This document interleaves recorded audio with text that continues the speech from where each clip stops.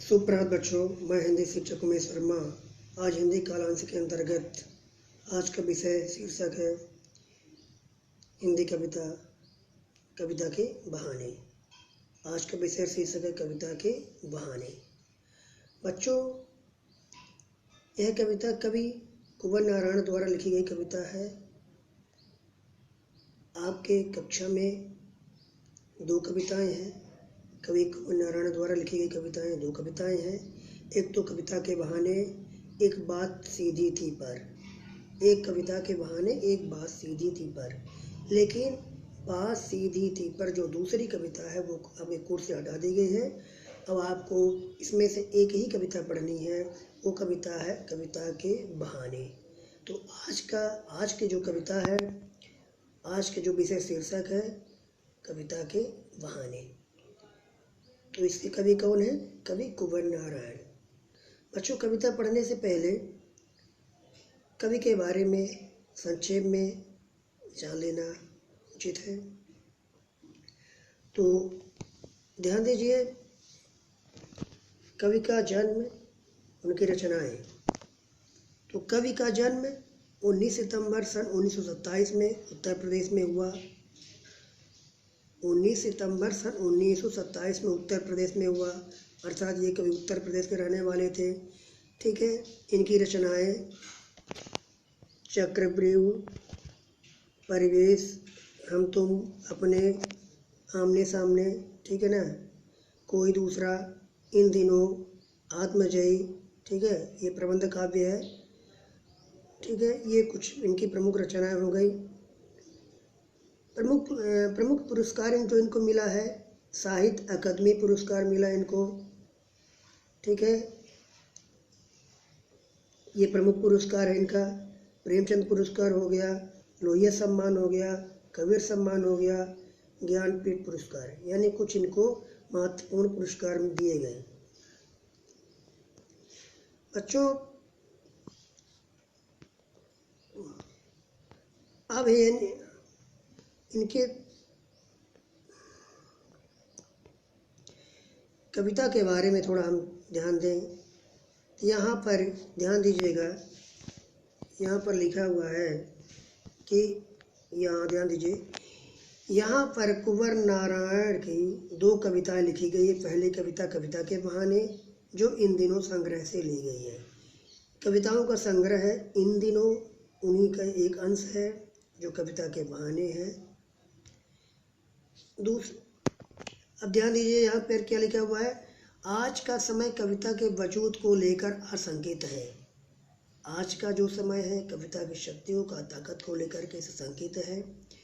ठीक है, शक है कि यांत्रिकता के दबाव से कविता का अस्तित्व नहीं रहेगा। लोगों को ये शंका है, आज वैज्ञानिक युग है और वैज्ञानिक युग में कविताओं का की जो ताकत है, जो शक्ति है, जो उनकी वास्तविकता, जो उनकी उपयोगिता है, वो नष्ट हो जाएगी।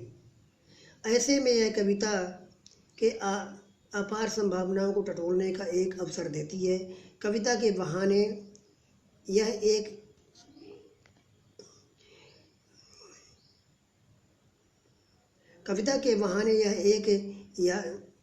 यात्रा है जो कवि के फूलों से लेकर के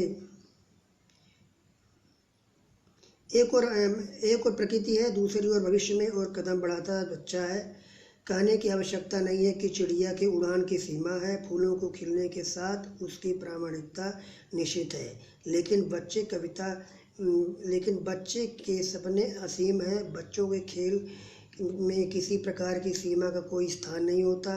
कविता भी शब्दों का खेल है और शब्दों के इस खेल में जड़, चेतन, अतीत, वर्तमान, भविष्य सभी उपकरण मात्र है।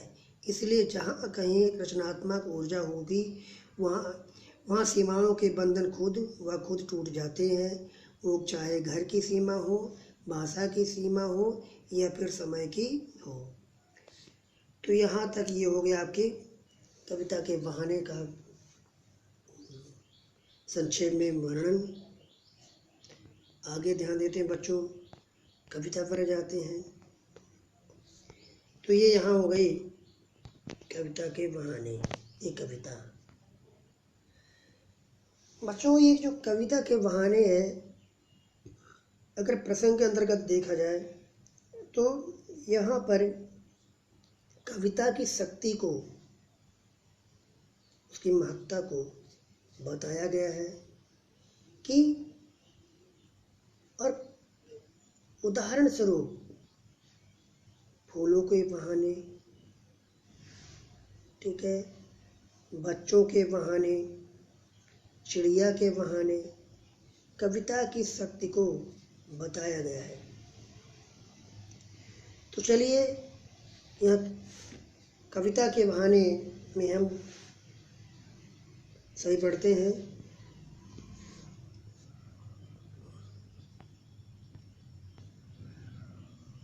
ध्यान दीजिए,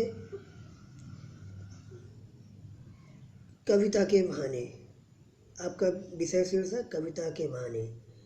कविता एक उड़ान है चिड़िया के बहाने, कविता की उड़ान भला चिड़िया क्या जाने। कविता एक उड़ान है चिड़िया के बहाने, कविता की उड़ान भला चिड़िया क्या जाने। बाहर भीतर इस घर उस घर, कविता के पंख लगा उड़ने के माने, चिड़िया क्या जाने। ध्यान दीजिएगा व्याख्या की ओर। कविता एक उड़ान है चिड़िया के बहाने। कविता क्या है? एक उड़ान है, यानी कविता भी हमारी उड़ती है। किसके बहाने? चिड़िया के बहाने।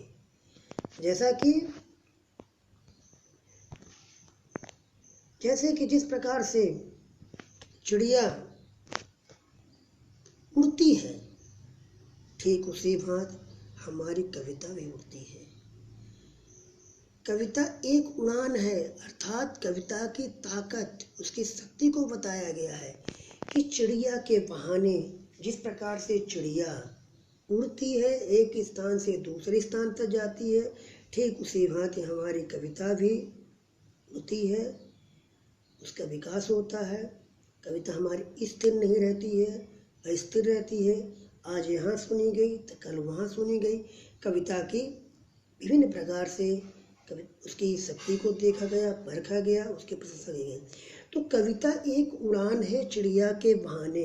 कविता एक उड़ान है, एक शक्ति है, एक ताकत है। किस प्रकार से चिड़िया उड़ती है। चिड़िया के बहाने का तात्पर्य, जैसे चिड़िया उड़ती है एक स्थान से दूसरे स्थान तक, उसी तरह हमारी कविता भी एक स्थान से दूसरे स्थान तक सुनी जाती है, उसका विकास होता है। इस प्रकार से यहाँ पर कहा गया है कविता एक उड़ान है चिड़िया के बहाने। कविता के उड़ान भला चिड़िया क्या जाने। अभी दूसरी पंक्ति में क्या है? कविता के उड़ान भला चिड़िया क्या जाने।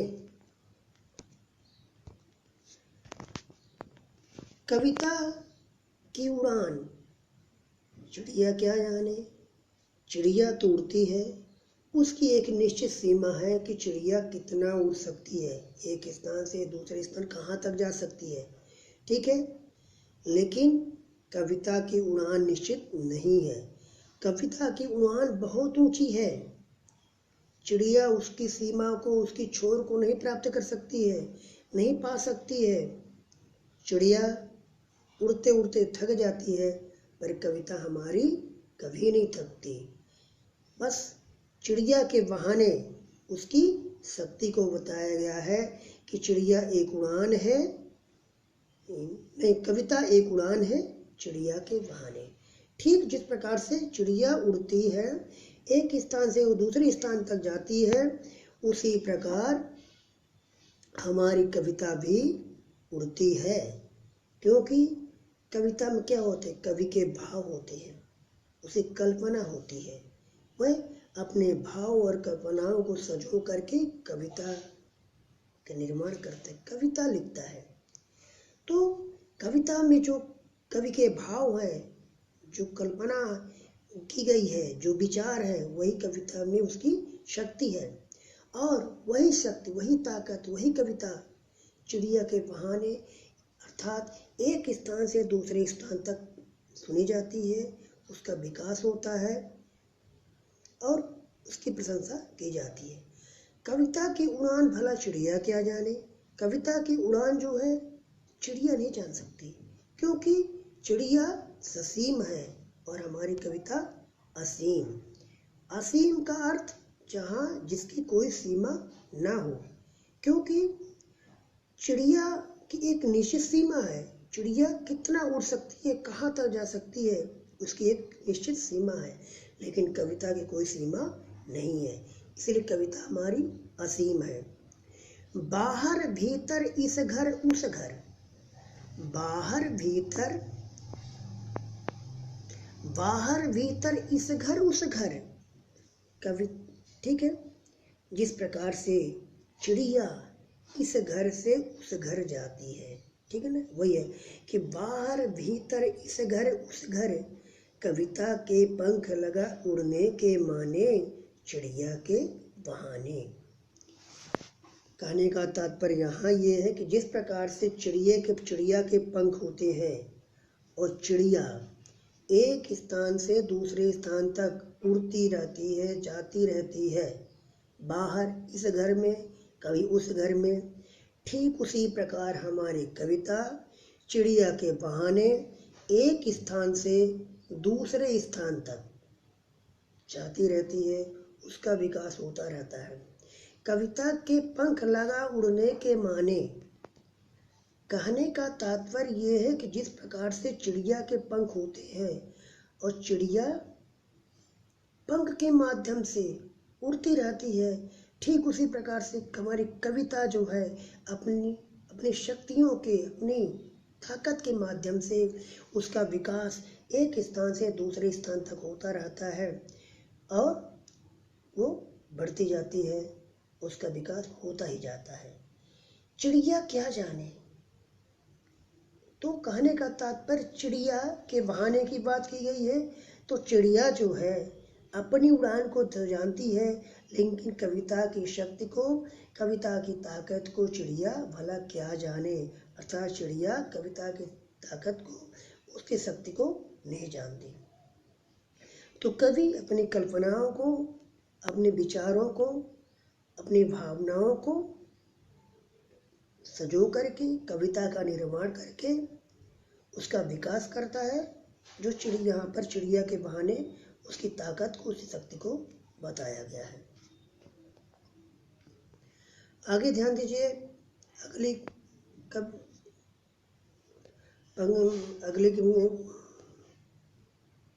पंक्ति को देखते हैं।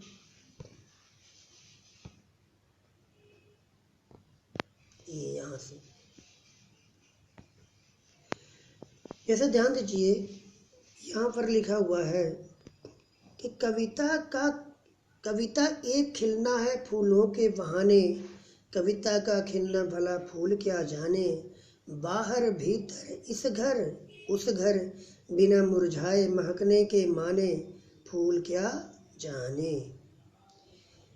देखिए, फूल क्या जाने, यहाँ प्रश्नवाचक चिन्ह लगा हुआ है। कविता एक खेल है बच्चों के बहाने, कविता एक खेल है बच्चों के बहाने, बाहर भीतर यह घर वह घर, सब घर एक कर देने के माने, बच्चा क्या जाने।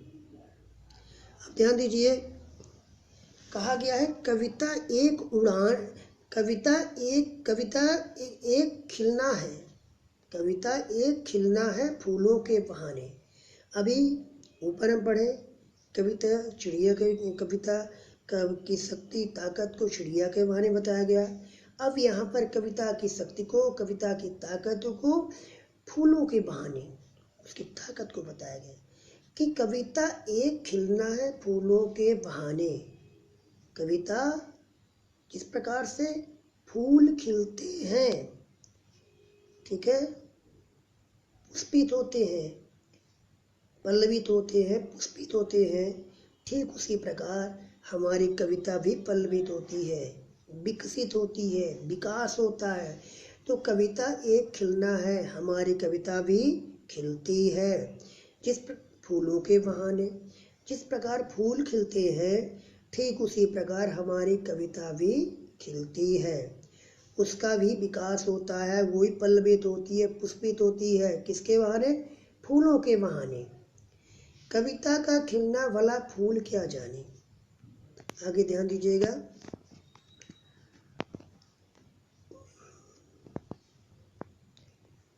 कविता का खिलना भला फूल क्या जाने, लेकिन फूल खिलता है, ठीक है, मुरझा भी जाता है, नष्ट भी हो जाता है, लेकिन कविता का खिलना, लेकिन फूल कविता की खिलना अर्थात कविता की शक्ति को, उसके खिलने को भला फूल क्या जाने।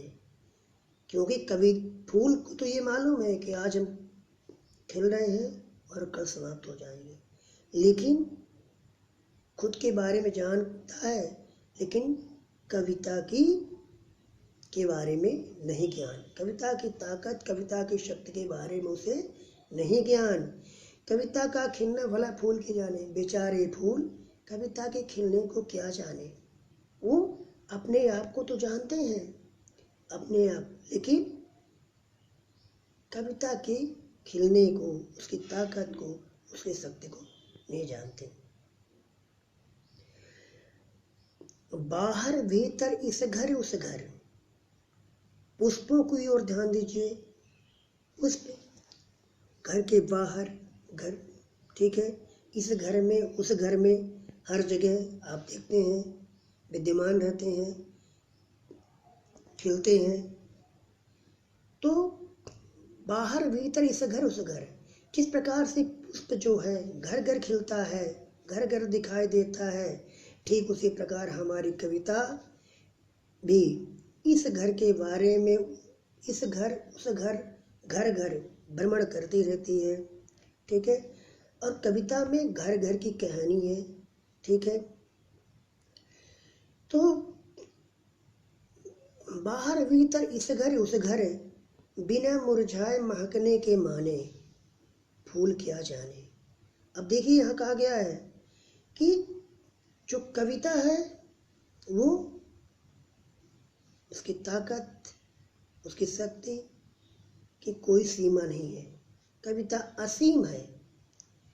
क्योंकि फूल का खिलना निश्चित है, फूल का मुरझा जाना, समाप्त हो जाना निश्चित है, उसकी एक सीमा निश्चित है।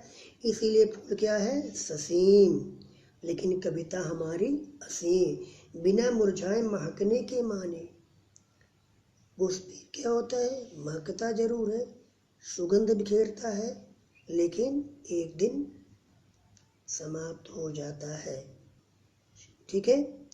ठीक, पर कविता हमारी बिना मुरझाए महकने के माने, कविता हमारी बिना फूलों की भांति मुरझाती नहीं है, फूलों की भांति समाप्त नहीं होती है। हमारी कविता बिना मुरझाए खिलती रहती है और अपनी सुगंध बिखेरती रहती है। अर्थात कवि अपनी कल्पनाओं के माध्यम से, अपनी भावनाओं के माध्यम से अपने विचारों को व्यक्त करता है और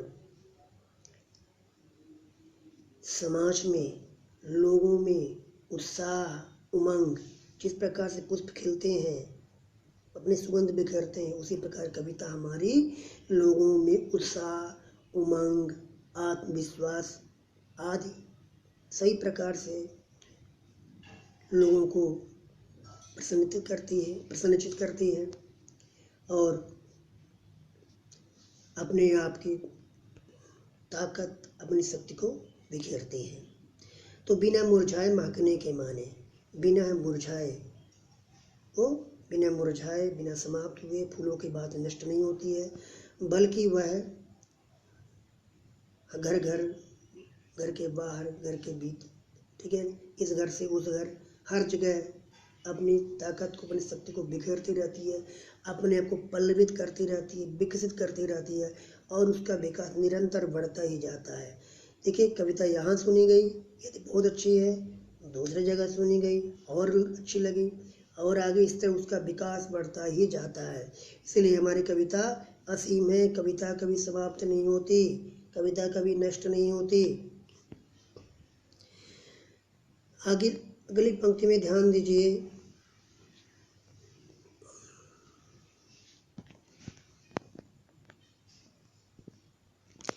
कविता एक खेल है बच्चों के बहाने, बाहर भीतर यह घर वह घर सब घर एक कर देने।